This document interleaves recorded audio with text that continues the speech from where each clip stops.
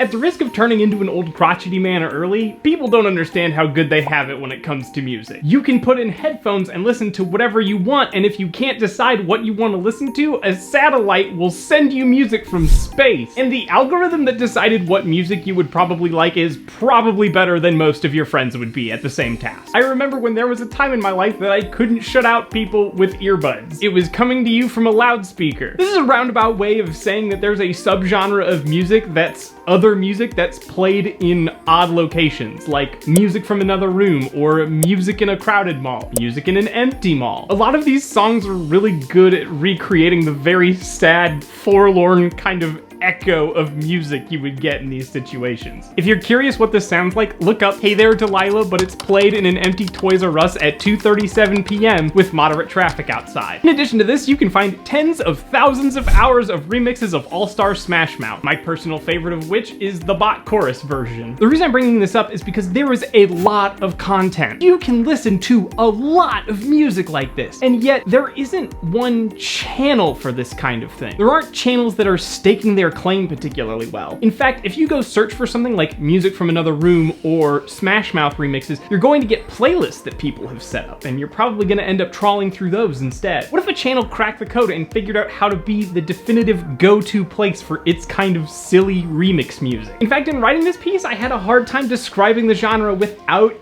using the channel's name, because it's so synonymous with what it's doing. And I think that's worth exploring, because they found a way to make themselves the name and face of something. So today, let's talk about Silva Gunner. Okay, actually, to talk about Silva Gunner, we probably have to talk about Silva Gunner. You might already know where this is going. Silva Gunner is a music channel that's devoted itself to being an archive for video game soundtracks. They rip out the audio files from games and upload high-quality versions of them. Since they're direct rips from video game files, they tend to be very high quality, and it's generally appreciated. And to be clear, it almost certainly is a copyright violation. I'm not telling you you should rip and upload music that you did not create. So that's Silva Gunner. Silva Gunner is taking the sound fonts and instrumentations and general idea of the music and then turning it into something else. It's going to sound very accurate until you realize that you're listening to the Flintstones theme, or the Peanuts theme, or Leonard Cohen's Hallelujah, made popular by John Cale and Rufus Wainwright for the movie Shrek. Half the fun of listening to these is trying to pinpoint where exactly the song went from the beloved video game soundtrack you knew to something else, and then what is that something else? Because here's a secret: if you don't know that you're listening to the Flintstones themes and nobody has told you to expect the Flintstones theme, it takes a while for your memory to get there. And it's kinda magical. As remixes, these are arguably a lot more transformative than the original, but also I'm a little bit more familiar with this channel's history, and it's definitely been taken down a couple of times. But I'm not just here to talk about the fact that this is very funny or very entertaining to me personally. The thing that's interesting to me is that this channel has 400,000 subscribers. When I talked about Hey There Delilah in a Toys R Us, the channel that made that has a few thousand subscribers. There's hundreds and hundreds and hundreds of videos like that. None of them are tremendously big. The fact that there's a music parody channel that's at 400,000 subscribers is a fairly big deal, and I want to look into why. First, and almost certainly most importantly, is the channel is a collaboration. That's right, we're back in collaboration town. Collaborations are good. So we don't actually have one artist creating music parodies, we have tons of artists creating tons of music parodies, and they've all agreed to upload their stuff to the same place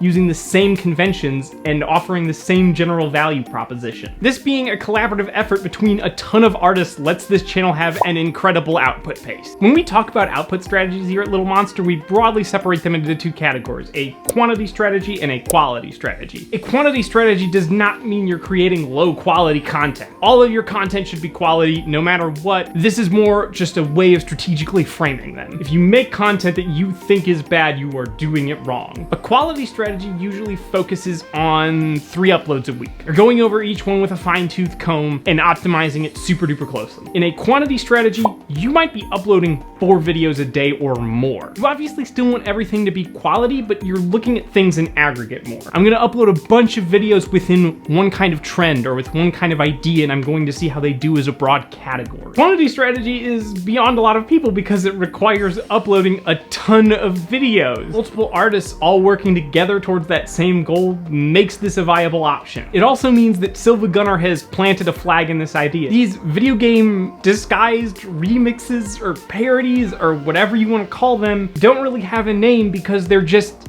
Silva Gunner content. They don't need another name. Because if you want to find that, the best place to do that is to go to Silva Gunner. Somebody else could do it on their own, but realistically, how many are you going to be able to make? And whatever it was in that time, Silva Gunner has been able to upload 5 times as many things. This also helps because of how the joke is being presented. This isn't a video that says, here's this song from Super Mario 64, but actually it's the Flintstones. This just tells you that it's the song Slider from Super Mario Bros. 64, and it's the Flintstones. For one, it's extra funny when you figure out what it is. 2, it makes this idea much more shareable. From a programming perspective, lots of people know that it's good for other people to share their videos. That's why we say things like, comment, and subscribe, and share. Just because we know that people should share doesn't mean we think about how they do or why they would. In Silva Gunner's case, there's a reason to share because it's basically a next level Rickroll. If I know a friend who's a fan of a video game, I can send them a link with something like,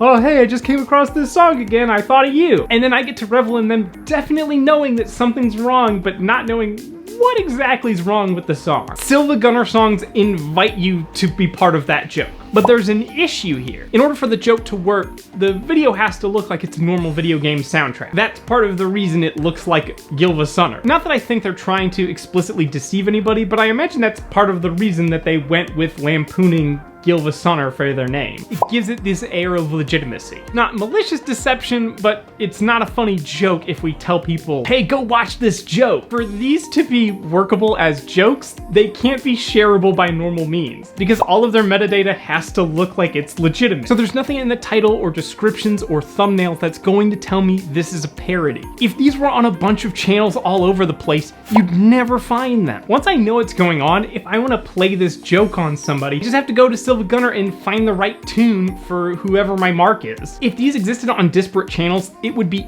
agony to do this. So then there is kind of an overarching question of, if you're an artist, why would you want to collaborate? Well, one, you might understand that being part of this bigger thing makes it so that this idea is discoverable at all, because seriously, if you tried to do like 10 songs like this on your own, it would get nothing. Unless you were already established, in which case, this would be very different from your regular content and people would not understand. Secondly, there is some way for the artist to get recognition. In addition to being able to put this on whatever portfolio you make, a lot of these do exist on Bandcamp, and you can find them through Silva Gunner. As I understand it from the Bandcamp page, it's a lot of pay what you want and the proceeds go to charity. But on the Bandcamp, they exist with a parody title and the artist name right there, so you can start to recognize names. Also, it's probably for fun. Sometimes you want a different project, so probably a number of artists just remix one of their favorite songs in a silly way, and they agree to host it on Silva Gunner so that more people can see it and enjoy it. If you're thinking of doing a mass collaboration like this, you're going to need to think about what would people actually want to collaborate on, or you're going to have to provide some incentive yourself. This isn't the kind of thing that's going to be right for every project, but it once more speaks to the power of collaborating. So what can we learn beyond this, besides saying collaboration is really good, which it is? We can see from this that there is some value in the amount of output something has. The idea of a video game soundtrack repository wouldn't work if there weren't thousands of video game music tracks or high quality rips. If you can find enough like-minded people who would want to bring that kind of thing into the world, not only can you deliver on the concept, you can name it. You don't have to look for fake video game music looks like actual music in some weird playlist you found in a dark corner of YouTube. You just go to Silva Gunner. If you can get most of the people who would do a thing and put them all in one room or on the same virtual page, it's way easier for you to make your pitch. And if you were wanting to do something like a fake video game music track, finding other people to collaborate with is going to help that be seen. The channel would not do as well if it didn't have as many people collaborating on it. Doesn't matter how many soundtracks you have, if my friend was a fan of Kirby and you don't have a Kirby song that I can mess with him with, I'm not staying around. It's not the only thing that matters on YouTube, but there is power in numbers. Working together to create things can make all of your things stand out more.